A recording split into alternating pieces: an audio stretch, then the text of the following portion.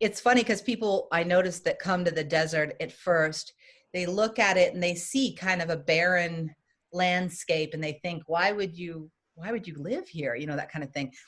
But the desert is magic. It's a magical place. Welcome to the Desert Lady Diaries podcast, 30-minute conversations with women who have found their home in the Mojave Desert. I'm Dawn Davis, and this is episode 129. Find out more about the podcast at desertladydiaries.com and engage with the guests, with other listeners, and me on social media on Facebook and Instagram at Desert Lady Diaries. Jody Curtis has been a seeker of deeper spiritual understanding for as long as she can remember. A reverend and teacher of the science of mental physics, Jody was guided to the Mojave Desert in 2008. She teaches breathwork and health and wellness classes internationally online and has students in 74 countries. She is a founder and creator at Empower House Productions and is passionate about creating content that uplifts, inspires, and empowers humankind. Welcome to the podcast. Thank you. Happy to be here. Good. What was your first experience with desert? Well, I was living in Los Angeles for, 21 years, and it was in a whole different career. It was in the movie industry. And my mom and her partner of 30 years, Brad, my stepdad, bought a school bus, and they were living and traveling all over the place. And they would come out in the winters to Slab City. And so I had a little camper van, and I would, at first I would drive my car out. Actually, I drove my old little 72 Toyota out to Slab City. It was kind of a shock in the beginning to see how people lived out there and wondering, why my mom and Brad found it necessary to go every year. But it really grew on me quickly. And every time I would go, it would take me 2 days just to relax from the city, and then I wouldn't want to go home. I never wanted to leave after that. So that was my first real experience, is just going to see my mom wherever she was when she would get close enough to LA, and I would take a little jaunt to visit her. Have you been to Slab City recently?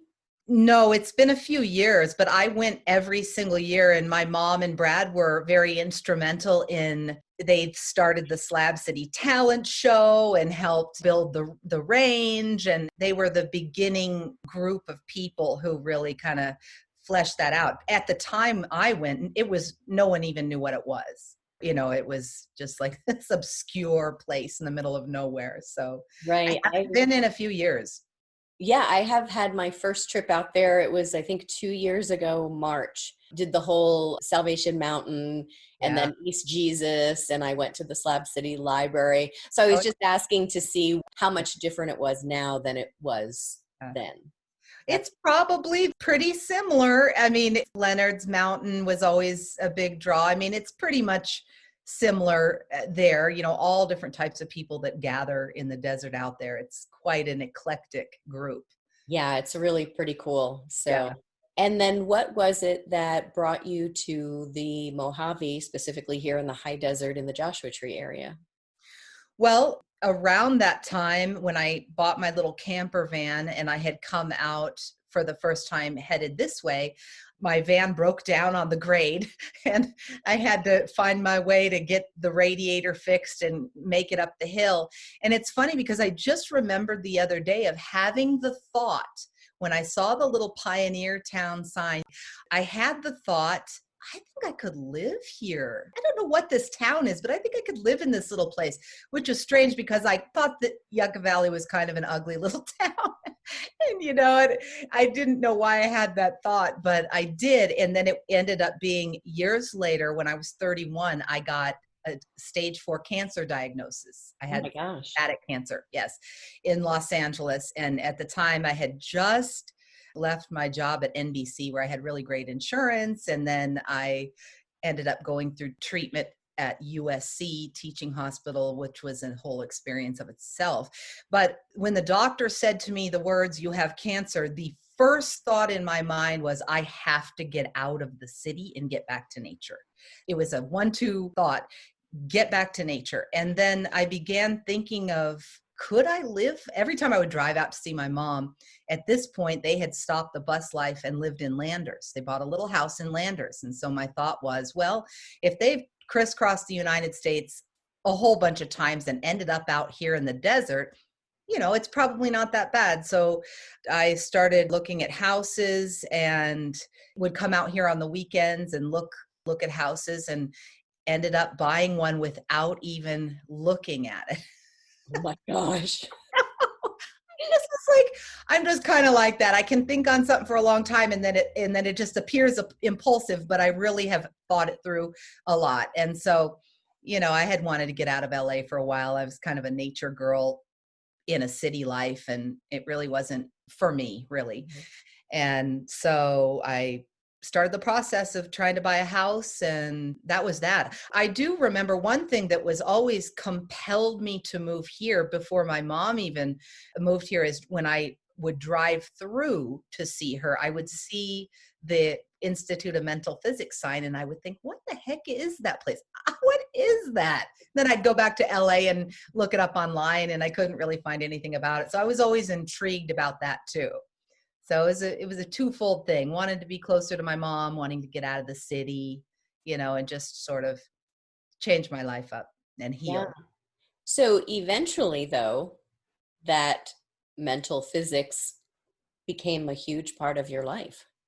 Yes, it has been, and it still continues to be. And I felt completely called there. When I moved here, I said to my mom, I feel like I'm supposed to work at this place. I don't know what it is. It's really bizarre. And I don't even know what it is, So I went in and introduced myself to Victoria, the director at the time, and said, hi, I'm just moved to the desert. I feel like I'm supposed to work here. Could I build you a website? Because I couldn't find anything online. And she said, well, we don't need a website right now, and I'll let you know and everything. And a few months went by, and my mom said, hey, had you ever talked to that lady at the retreat center about building them a website? And I said, no, I have to revisit that. And went over there and walked in, and she said, oh, I've been looking for you. I've been looking for your number. Are you ready to start working? And I said, yes, I am. So I started like the next day and then worked there for 10 years. Oh my goodness. So When you started working there, though, was it like administrative work, or did you actually dive into the actual breath work? And maybe for someone listening who isn't aware of the retreat center and how it came about, can you give a little background on that? sure. Edwin J. Dingle, who was an Englishman born in the 1800s, he worked in the Orient for 21 years, and he was a seeker of, esoteric knowledge and all of the different Eastern philosophies that he could learn about. He was really accomplished and became a map maker and a member of the Royal Geographical Society, and eventually ended up going on a trek across China into Tibet, where he almost died several times, ended up at a monastery where they recognized him as a returning Lama. So he passed the Lama test, and the monks that he ended up with said that they knew when he returned that it would be then time to bring the teachings to the West. And so the teachings are the breath work, chanting, spiritual studies, a variety of things that were apparently dispersed among different monasteries. So Ding Lamay was the name they gave him, which means great man. They gave him the work that he recreated as science of mental physics, and he brought that to the West, where he opened a center in New York and then one in Los Angeles in the 20s. And then he founded the center out here in 1941, the Institute of Mental Physics. In its heyday when he was still alive. He died in 1972, but when he was alive, there were 300,000 students studying, and there's still branches worldwide that practice the teachings that he brought. It's really, really powerful work. The second part of your question there is, when I arrived, I was really interested in what is mental physics. I just was kind of drawn to what is that? I want to learn about that. So when I showed up there, I was a web designer. That's what I started doing when I moved to the desert to make a living, and then built a website for the Joshua Tree Retreat Center. And then a lot of the mental physics work I just started doing on my own to figure out like pulling things out of the attic and taking the old vinyl records and turning them into MP3s and, just that kind of stuff, finding the old works. And I started studying with Frank and Evelyn Haggard, who are reverends out here. And for, maybe 8 years, I studied with them, and they taught me a lot about it, and went all the way through the preceptor course. which is the teacher training course. And all the while, as I was learning, I was teaching breath work at the center. Evelyn has been on the podcast. I know. I'll never forget when she came, she read a lovely poem that she had written about this lizard talking to the plants and Yeah. what are we going to do today? And it was really lovely. And she seems really lovely. They're great. Yeah. Yeah. So essentially when you got there, it was more of an admin web position, and then you became interested in the actual breath work. You're teaching that now. You're taking the teachings and you're doing it online. Yes. That was something that Victoria and I had talked about doing a lot. And how it all started really was Victoria said, "Hey, do you want to teach breath work?" And I said, "Yes." Okay. And then we were trying to find Evelyn, and we had heard through the grapevine there were still reverends that were practicing it and so forth. And then I just kept saying, let's call that lady that teaches the breath work. And so it was a small class that started that out years ago, and we all just kind of moved through it together. And you're now offering them online? Oh yes, with the world situation as it is and everything, that was something we had wanted to do for a long time, and I was just scared to do it. I was just scared to get online, and although it has been in my mind for actually many years. Mm-hmm. And so with everything going on, it was just a download I received that said, it's time, and you are to be afraid and do it anyway. Right. Exactly. Now, you had mentioned when we were talking that you had taken some records and turned them into MP3s. Are you talking about like historical, like archives of the retreat center? Yes, that's it. So when I arrived at the retreat center, they weren't really doing anything with mental physics because they were just trying to keep afloat. It costs a lot of money to keep that huge property running. And so when I was there was everybody in the office was outbound calling to try to book retreats at the time. And they didn't really have an online presence. So it wasn't like people, it was kind of just in the beginning. I've seen it grow a lot over the years. It's been amazing to watch.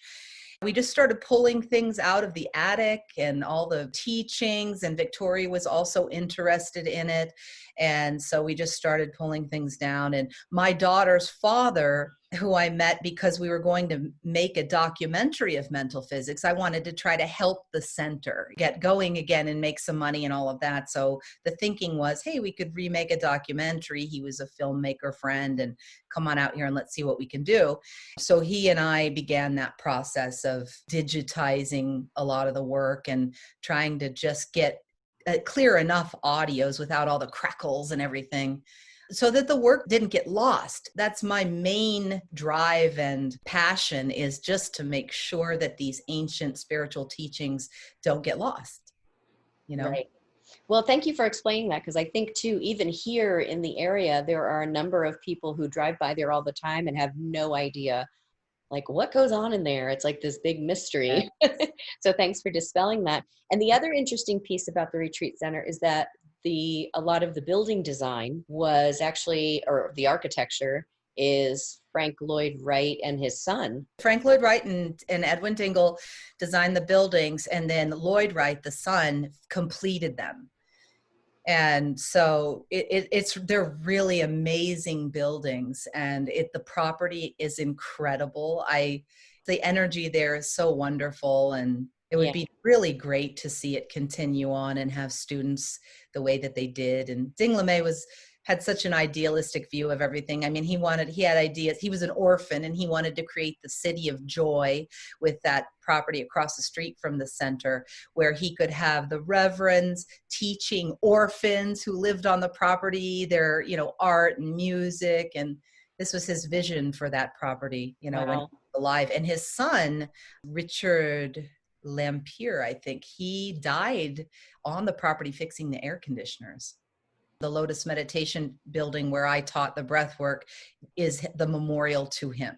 It's the building that was built as a memorial to his son.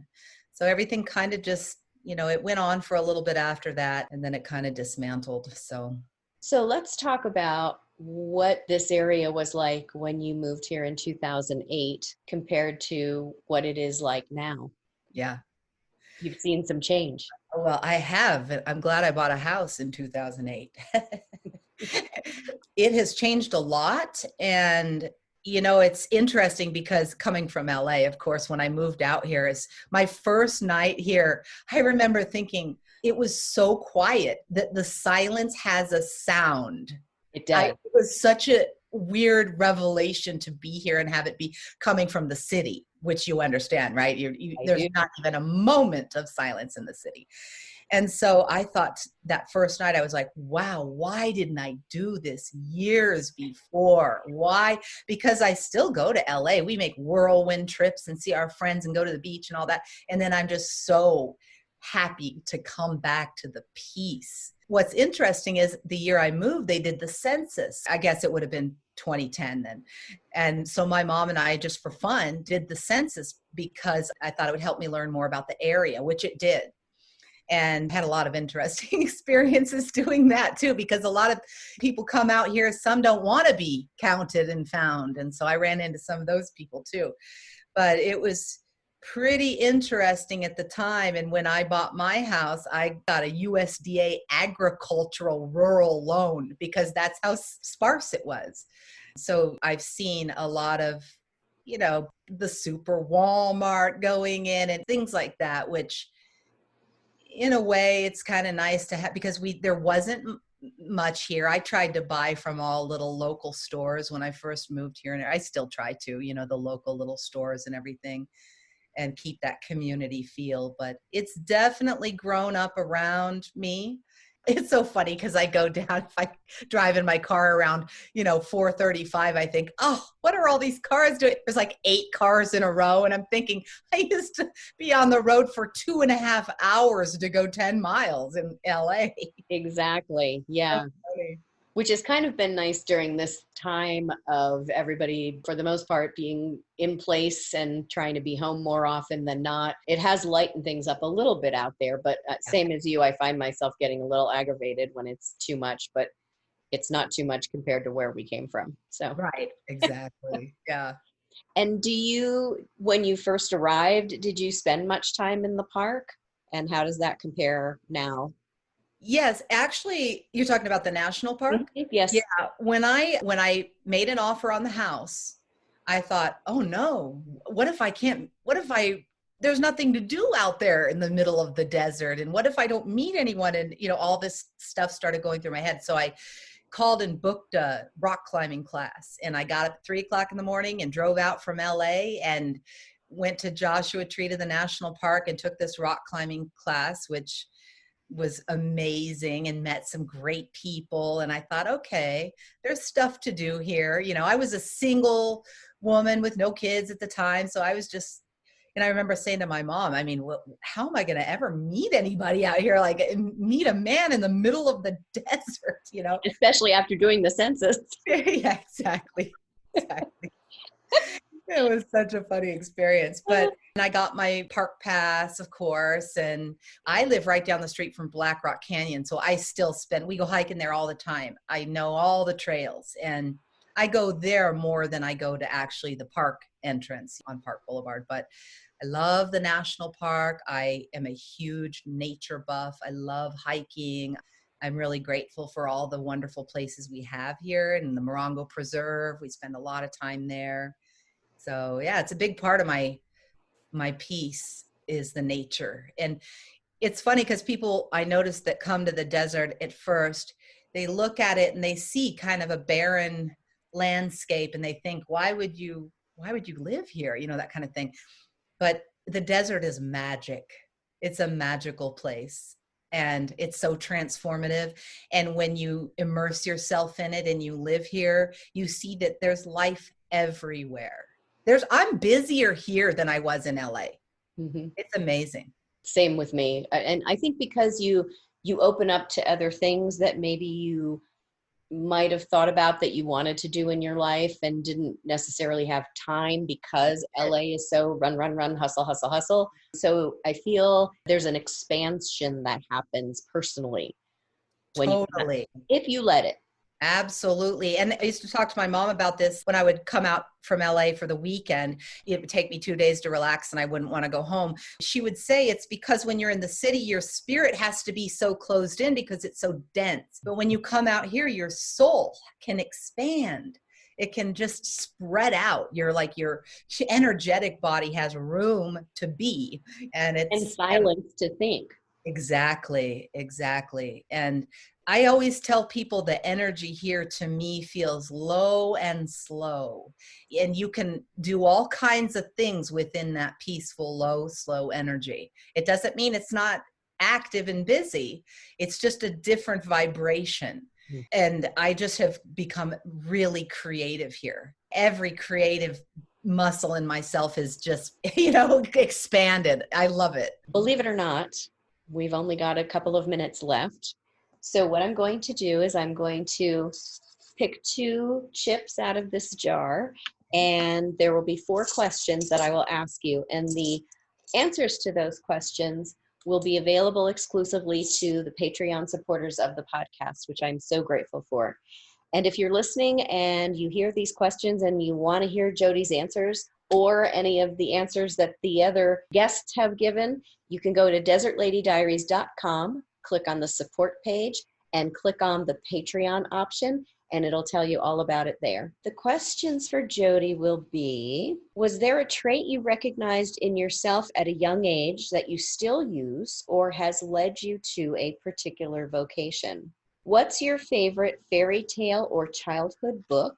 What is something people would be surprised to learn about you? And 1 year from now, what will you be celebrating?